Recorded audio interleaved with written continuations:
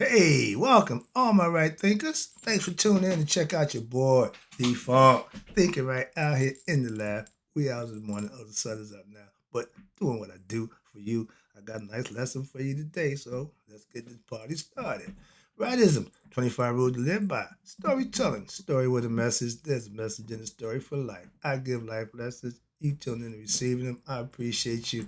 We got a good thing going. Let's do what we do. Right Thinker's mission. Yeah, that's what I'm on. Is to enlighten, inspire, educate, and motivate you, the individual, to a higher spiritual level of enlightenment. Right Thinker's way of life through mental and spiritual discipline, practice daily, will help and guide you to attain your goal of spiritual enlightenment, aka know thyself. My mission is that all right thinkers know thyself. If you're a right thinker, your goal is to know thyself. You see where we're going with that? So I asked the question, do you know you?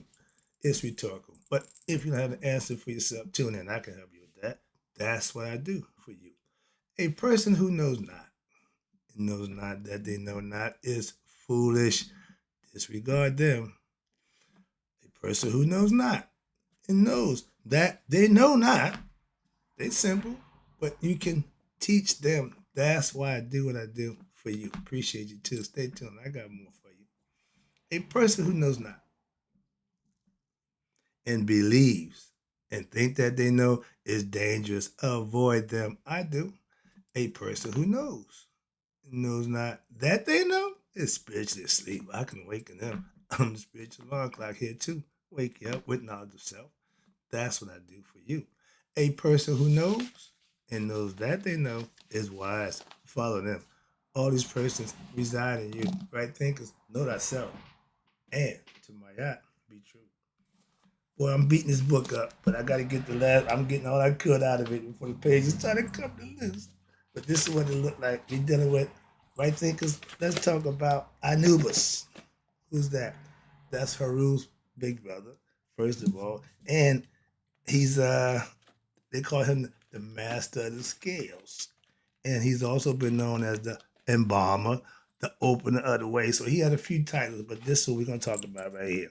See him right there? He's sitting on the top of Osiris box, okay, with his body in it. So let's talk about Anubis. And he's the part of your mind that you need to really master, which is discernment. This is the best part. This is one of my favorite parts. Okay, one of my favorite parts, personality traits that I always had in place, just didn't know what it was, but I do now. Okay, Anubis is your discernment. Your gut is not your discernment. Your discernment is your ability to detect right, wrong, false, real. So that was my street acumen I used a long time ago. But let's talk about Anubis. Sorry about that. I just showed you a picture of Anubis sitting atop of a box that protect the parts of the body of Asar, his father. Anubis, the jackal, the dog-headed god, right? He who traveled, watch this, between the realms of temporal, which is the physical realm, the subtle, which is the next level, and even the celestial, that's heaven. And he is able to what? Lead Asar from what? From the gods who belong to earth. Gab, those who are in heaven, okay, and able to live upon what? The horizon, and before whom even the gods of the Enoch, okay, the nine gods from Anu, they tremble in his presence. Remember they showed you the Egyptian prince of Egypt, where they had when Set was just running them up. You never see him mess with Anubis. Okay, but watch this. Now they call him. He had a title called Master of the Scales. He was the embalmer. He the one embalmed Asar, and Anubis. He's the one who led upward at Mayat, in the scales of Mayat. I mean, the halls of Mayat at the scales. He made sure you calibrate it right, you get a fair shake, because he's the one that's going to take you where you got to go. He the original. I'm just going to do my job. If the scale tip against you, you're going to see I'm at. Tails in your favor, scales in your favor. He take you, hand you off to Haru, who gonna take you to his father. That's the way it went in the concept. But watch this. Now he the one that also led Asep to who? Asar's fragmented body remains so that she may what? Revive and remember him. That's part of the Osiris resurrection story. We ain't talking about that. We're just gonna deal with Anubis right quick. Break that down for you. Then I'm gonna go into the Ankh and the Alright, so Anubis is the dogged intellect, meaning your conscious, your ability, that to be what? The watching and the waking from sleep, who by knowing and not knowing will determine what? Friend from foe. When I'm on the corner back in the day, my little nickel bag, get my hustle on, I had to know from a few seconds if you're a friend or foe. So I know the fight or flight mode. Been there a long time ago. I just didn't know what it was. But listen to me, I've been doing I knew it a long time ago. One of my favorites again, because I can tell by the way you walk, the way you talk, and how you deal if you one of us. That's called real, recognizing real. That's what it really means, okay? Most of y'all look like Pinocchio to me. Why? Y'all faking the funk so your nose grow. But let's get to Anubis right quick. Then I'm gonna take you. Oh, I got some good stuff coming. All right. But Anubis presents the intellect and your ability within man and woman. Again, every personality trait ain't just for one set, it's for both. Why? You use them interchangeable. That's what they're there for. And the ability of man and woman to what? Be able to recognize the error of passion and on the path to the scent of who? The divine towards divinity. And from the world of illusion, which is the temporal physical realm, to the world of what? Reality, the spiritual self, your higher self. Anubis is described as being the colors gold and black. Okay? Referring to what? The faculty of your discernment. Your discernment, which can lead one from what? Below to above, from earth to heaven, conceptually. And Anubis is, like I told you, the son of Asar. Subtle realm, which is the underworld, and between heaven and earth. That's the next level up. And Nephthah is who? The goddess of temporal, the physical world, representing mortality. You took spirit and you take mortality, and you come up with discernment. That's who Anubis is. That's what he represents. Okay? And watch this. He is likened to what? The dog, because the dog has the use of his sight by day and by night. Dogs see a lot better than we do at night, so they can see and real good. That's the ability they have. But Anubis also represents what? The awakening of what?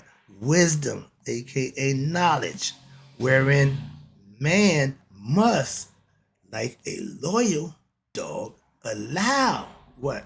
The entrance of what? Wisdom. Meaning be taught. You're able to listen and let somebody teach you. That's important. And that interest in what?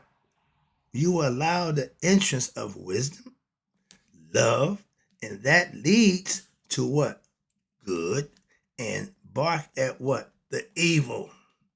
You always get along. The dog can always sense evil before it gets to you. Why? They start barking. They get the sense, danger, warning. So that was a man's best friend. Why? And nobody, man can't get snuck up on if he got a dog. Most people kept a dog for that purpose. Security. No, I ain't going there. I ain't talking about that right now. But let's talk about how Anubis, the concept, fights against evil. Know what evil represents? Ignorance, emotion, passions. Okay. According to the Menphite theology, we did that, the Shabaka Stone, Anubis is also an aspect of his little brother, Haru, representing the spiritual awakening. Again, capacity that what? That's in every human being. These qualities are available for every human being. So therefore, the power to what? Open the way for what? Spiritual evolution to happen within the individual, because it's a latent, it's inside every human being waiting to be what? Awakened. It says late, I mean, it's just waiting to what? To be activated. Kundalini, same concept, okay? But that's the deal. And they say the knowledge of every God within us, excuse me, the knowledge of every God is within us. The gods, watch this, are immortal men. Men are just mortal gods. And if you believe you're just mortal, you will die. If you believe and conceive and understand that you're immortal, you will live on forever, conceptually. But now let's get to the Ankh and the we about to do meditation. I got my book over here. I got my glasses too. I can't see some small print. But we about to go back to check into this. Because a lot of people don't understand. This is how you communicate with God. Y'all talking about getting to going to man, no. If you're not meditating, you ain't talking to God. You can pray till the cows come in, and that's fine. But you ain't getting nothing from God. You're not listening to him. Why? You ain't going to meditative state. That's what it's called, communion with your higher self. So that's the next lesson. But right now, let's get back to in the Om. I said that because Om is part of meditation. Okay, it's all up here. All right, Ankh and the Om. This book, I'm killing this book. Okay, these are signs. I just did the thing about signs and symbols. I got some more symbols for you to break down. Okay, we did the Ankh. I'm gonna break it down for you again. You see the cross. Okay, the cross is the male sign. That's why they said the Christians, the Catholics, the Romans came in and put the cross in what? It's all male. Now, underneath that, you see that's the female sign. Okay?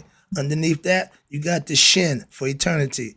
And underneath that, that's shin in Japan. I mean, was it Japanese, I think? But yeah, those are all signs and symbols that has symbolic meaning. That if you understood it, when you saw the sign, you got the meaning. See what I'm saying with this? So hopefully I can get you a concept. I just showed you above with the ancient Ethiopian Egyptian symbol, the Ankh. It represents life. Got some more information, but break it down for you. But then I showed you the Christian cross. Hear me say the Christian cross. That's because the Roman Catholics came in and they used it as their symbol. And it's all male. Okay. Next one, the female. You know the female because she's gonna have a circle, a womb, okay, the ovary. That's what it looks like, okay. And then the bottom, you know, okay. The male at the bottom. We know we female at the top, okay. That's her symbol. In the male symbol, there's no female. The cross had no woman. The Ankh, the key of life, the woman, the man, the offspring. Real easy. Moving on. The shin represents eternity. That's the womb that's inside all women. When new life comes, they got to come through there. Now they can in vitro, they can take the sperm and put it with the egg. So it ain't got to come from that. They're mimicking God. That's another lesson. But the real concept is that egg had to be fertilized by the sperm. We are the sperm carriers, fellas. Another lesson, we ain't going there. We're talking signs right now. See, that's why I got to have some control. Because I just start going. It don't make a difference which direction. I can go anywhere I want. So you want to put it somewhere where it's contained, where I can make sense of what I'm doing when I look back on and say, okay, sometimes I look back and say, dude, what the hell was that? So I try to keep the balance. So I'm sticking with the signs, breaking them down for you. All right, let's talk about the Ankh first. The Ankh is the symbol of the imperishable, vital life force, hence the key of life. You see all the Egyptians carrying it. Related to the life-giving properties of what? Air and water, the Ankh depicts three symbolic principles found in creation. Here we go. The circle, told you about that. That's the female part. The cross, told you that's the male part. We have that at the bottom. Again, the woman on top, man on bottom. Men, get over the ego. The woman's on top, let it go. The cross was the male member, all man. So Christians took the woman out of the Trinity. The Father, Son, the Holy Spirit. With a woman. Moving on. We keep the woman present. Why? You need a woman just as much as you need a man. Two women ain't gonna do nothing, and two men sure ain't gonna do nothing. Keep telling you that. Number three, unity. There you go. The unity between the male member and united with that of the female member, aka intercourse. When two human beings want to come into each other, it's called an intercourse. Why? You're gonna enter her, and y'all gonna have relations. So that's the whole concept of coming being as one. Don't worry. if it's done right, you're going to create a little one. Moving on. So that's the whole purpose. And again, life literally occurs when, as a result of the union of the spirit and matter. The circle represents the immortal and eternal part of absolute reality. The dot in the circle, that's God. And we didn't invent the wheel. I still freak out about that. But the dot means that's you. You're going to circumscribe yourself and keep your bounds. That way you're never out of balance. Sound like my God. Always been around. I've been loving this. Why? Because it all makes sense to me as I go along. The more I learn, the more it makes sense. And the whole point is, watch this. The union of spirit and matter. The circle represents, okay, I'm going to tell you, got to that. Now, and the cross. Here you go. Now we're talking about the cross. The cross represents that which is what? Mortal. Man. Sorry. And transit. Illusion. Matter. This body won't last long. It's similarity to what? The female symbol, which alludes to the what? Regenerative, formative properties of the Ankh. They showing you when a man and woman get together, it's going to create offspring. Two men together ain't going to get you nothing. Moving on, where we at? Thus, as with the yin and the yang, the symbol of Chinese Tao, the philosophy that they use, the Ankh also symbolizes balance between what? Between the two forces of life: positive, negative, light, dark, long, short, male, female, etc. See, we're going with that duality, opposites. If properly balanced, here we go, and cultivated, the power of harmony, meaning union of two opposites, lower nature, higher nature, is formidable. The top of the Ankh, which represents the circle, represents the Shin of eternity, and the Egyptian symbol of eternity. In Indian, the Hindu mythology, the Ankh is also depicted in the pictures of what? The androgynous god or goddess, Hanari. Hanari. Okay. In the left side, I'll show you the picture. Got a picture for her right here. She's there. The Indians showing you their concept of the yin and the yang, with a body with one side is male, one side is female. Be in there, okay? It's okay because you got some male tendency if you're female, you got some female tendency if you're in male, metrosexual, whatever you want to call it. But knowing that don't make you, well, I'm a woman trapped in a man's body. No, you're not. Moving on. It's all psychological. So that's a psychological problem, not nature. Moving on. Now, it shows you the left side of Hanari is female. Again, left side of the brain. The right side is male. Like the hemisphere. The body is set up that way is for a reason. In Chinese philosophy, the Shin represents the life force in the cosmos. Same concept, okay? Energy. It is the wisdom and consciousness that the spirit, that says, see illustration of the parts of the Ankh on page 81. That's coming up. I'll do that in a minute. But it's telling you the Ankh is also known as key of life. To give an Ankh to someone, my man in New York, my dude, can't call it that, but the Ankh man, they call him the Ankh man. I want to get that Ankh. I'm a pyramid man. Okay, I'm the wisdom type of guy. I want to get the information, so that's what the information was in the pyramids. Hence, that's why I wear them. So, but the Ankh is the key of life. And when somebody gives an Ankh to someone in thought or deed, that's how you earn them. Again, when you did something good, he will give you the Ankh, right? Is to wish that person what? Life and good health. It's a good gesture. Okay. And most important, the feature of the Ankh symbol is that it is composed of two separate parts. Okay, separable parts. That is to say, you got what? The loop at the top is female, and by itself, it just represents the Shin. And the cross at the bottom represents the male. That's the Christian cross that they use. They had the cross back then. We know it's the sign for the male. That's the male sign. Okay, cross. Simple. All phallus. And are only what? tied together. There you go, the knot of eternity, tied together, if it were, and therefore it is possible to loosen what? The bonds, that knot that tied the spirit to the body, and thus make it possible for what? Your soul to attain enlightenment through study and living. May be pronounced Aung, or but okay, and used as what? Hecker. Hecker remembers the word of power. I got a lesson for that coming up. So we put that on the back burner. I'll get you that in a minute. But Hecker, okay, words of power or mantras. That's where we're going. But chanting repeatedly, again, aloud or mentally, what happens? Will, while concentrating on the meaning behind the symbolisms, staring at the symbols, either alone or in conjunction with the hecker, or simply concentrating on it alone mentally will help study the mind doing what? Concentration and meditation.